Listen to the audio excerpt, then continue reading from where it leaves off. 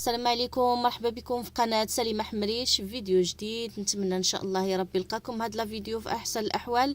واليوم غنشارك معكم واحد القنينطات اللي كيجيو رائعين، كيجيو بنانين بواحد الحشوه كثيره واقتصاديه في نفس الوقت، اقتصاديه. وغادي نطيبوهم في الفران، ما غاديش نقليوهم هكذا باش نتفاداو الزيت. وكما شفتوا كيجيو رائعين والمذاق كيجيو بنانين بنانين بزاف. بقاو معايا نشوفوا المقادير وطريقه التحضير.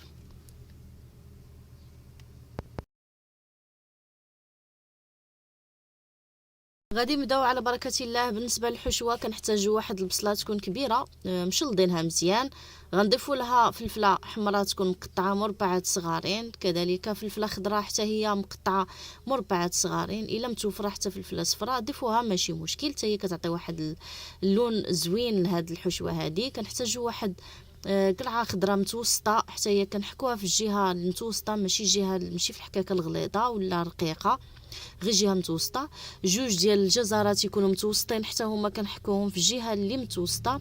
وكذلك معلقه صغيره غادي نضيفوا ديال الملح، 3 ديال المعالق كبار ديال زيت الزيتون فين غادي نشحروا هاد الخضار ديالنا. وكنضيفوا معلقه كبيره ديال الصلصه ديال ستار اولا صلصه ديال الطماطم ماشي مشكل. لما متوفراش غديروا داك طماطم ديال المركزه، غديروا واحد معلقه صغيره عامره ماشي مشكل. غنضيفوا بالنسبه للتوابل واحد معلقه صغيره تكون عامره مزيان. انا عندي هنا واحد المعلقه صغيره باش درت جوج ديال البابريكا اولا فلفل احمر. وغادي نضيفوا راس معلقه كما شفتوا ديال الابزار. وغادي نضيفوا معلقه صغيره تكون ما عمراش ديال التوابل ديال الدجاج، حتى هو راه كيعطي واحد المذاق رائع رائع لهاد الحشوه هذه.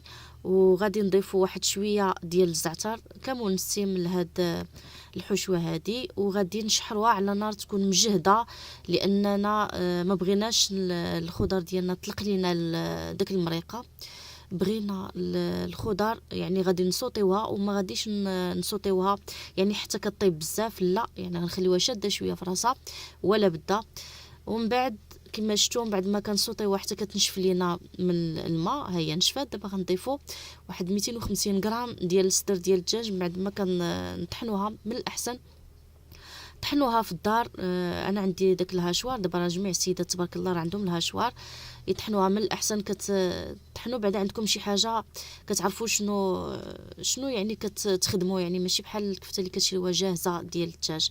كنضيفوا واحد 3 المعالق كبار ديال الفلفل الاسود من بعد ما رطبناه في الماء سخون وكنقطعوه حتى هو مزيان رقيق. كنضيفوا واحد 2 معالق كبار ديال الصلصه ديال السوجه، وكذلك كنشحروها على نار تكون مجهده كما شفتوا. من بعد هذه هي الحشوه ديالنا. من بعد ما تشحرات طابت لينا داك الصدر ديال الدجاج اللي كفته ديال الدجاج.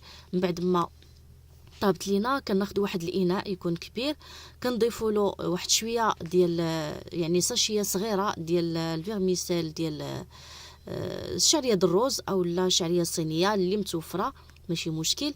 بالنسبه لهاد الحشوه هذه الا كنتو غادي تحتفظوا بهاد القنينطات في الكونجيلاتور ما تضيفوش الزيتون الخضر، ما تضيفوش الزيتون لان الزيتون غيبقى يطلق لكم في الماء، يعني غيضيعوا لكم الورقه.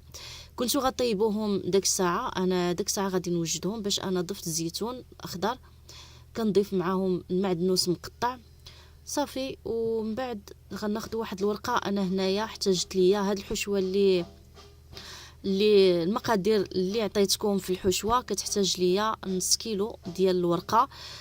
كتجي حساب في هاد القنينطات، كتجي نيشان يعني ما كتشيط لكم حتى شي حاجه، مع 250 غرام ديال الكفته ديال الدجاج. من بعد كنقطعوها على 4 كما شفتوا بحال هاد الشكل هكا. وغادي نغطيوها بالسلوفان باش ما تيبس لينا شيء. ومن بعد غادي نبقاو نطويو القنينطات ديالنا اللي جميع السيدات تبارك الله عليهم تيعرفوا يطويو القنينطات، راه ساهلين هما يعني، لان اغلبيه البريوات كاين اللي ما تعرفوا لهمش. انا درت لكم درت لكم قنينطات لان ساهلين. كناخذوا دائما الجهه اللي حرشك هي اللي كنديروها الفوق.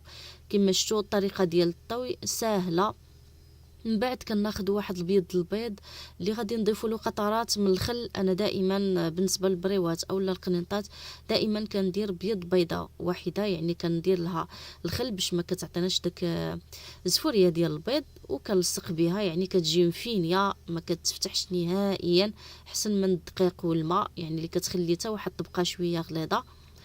صافي غادي نبقى مستمره بحال هكا، ومن بعد غادي نستفها في واحد اللاطه اللي غتدخل الفران. من الاحسن تدخلوا القنينطات ديالكم الفران احسن من يعني كنكونوا قيالين صايمين وما صالحش بحال دابا هكا نفطروا بشي حاجه اللي كتكون ميدمه يعني مقليه في الزيت. من الاحسن بحال هكا بالفران. صافي غادي ندهنوها بواحد شويه ديال الزيت اللي كتكون عندنا مرقدين فيها البابريكا، اولا بحال دابا كان عندكم توابل ديال الدجاج اولا توابل ديال الكفته، يعني بحال دابا هكا كتعطي واحد المنظر وكتعطي حتى المذاق زوين لهاد الورقه ديالنا. غادي نبقى مستمره كما شفتوا. دائما الجهه الحرشه كنديروها هي الفوقانيه وكنطويو، يعني ما كنديروش واحد الكميه كثيره. صافي راه الفيديو شارح بنفسه، يعني كلشي راه واضح. وصدقوني صراحه هاد القنيطات كيجيو بنانين والاقتصاديين في الحشوه، والاهم من هادشي كامل كنا كيعطي واحد الكميه لا باس بها، يعني كافيه بحال دابا كان عندكم العدد الاشخاص زايدين راهم كافيين. بحال دابا اللي بغى يديرهم على شكل بريوات يديرهم. انا عطيتكم مقادير هنا مضبوطه اللي غادي حتى من الورقه يعني اللي غتجيكم حساب مع الحشوه كما شفتوا. من بعد ما طوينا القنينطات ديالنا كاملين دابا غادي ندهنوهم بشويه ديال الزيت اللي كنكونوا مرقدينها. هذه دائما تكون عندكم على جنب، راها كتحتاجوها بزاف. ومن بعد غادي ندخلوهم الفران حتى كطيب لينا الورقه. ما ديروهمش على نار مجهده، تكون على نار مهيله من الاحسن باش طيب لينا الورقه تقرمش، لان حنا خصنا غير الورقه اللي غادي طيب. الحشوه راها طايبه. وصافي كنجبدوهم وتشوفوا الشكل. بقاو معايا الفيديو الاخير باش تشوفوا الشكل النهائي ديال هاد القنيطات كيفاش تيجيو. القنينطات ديالنا من بعد ما كيوجدوا كما شفتوا كيجيو على هاد الشكل، كيجيو رائعين. والاهم من هادشي كامل انهم اقتصاديين بالنسبه للحشوه، وبالنسبه حتى الفران كيجيو مقرمشين كيجيو بنانين، وغادي اكيد غادي يعجبوا وليداتكم.